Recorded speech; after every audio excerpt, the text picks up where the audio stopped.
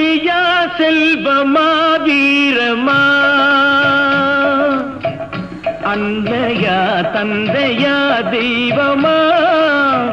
கல்வியா செல்வமா வீரமா அன்னையா தந்தையா தெய்வமா ஒன்றில்லாமல் மற்றொன்று உருவாகுமா இதில் உயர்வென்றும் தாழ்வென்றும் பிரிவாகுமா ஒன்றில்லாமல் மற்றொன்று உருவாகுமா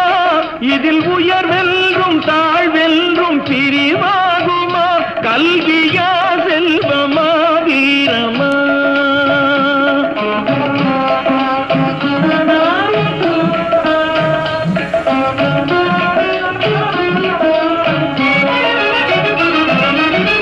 படித்தவன் கருத்தெல்லாம் சபை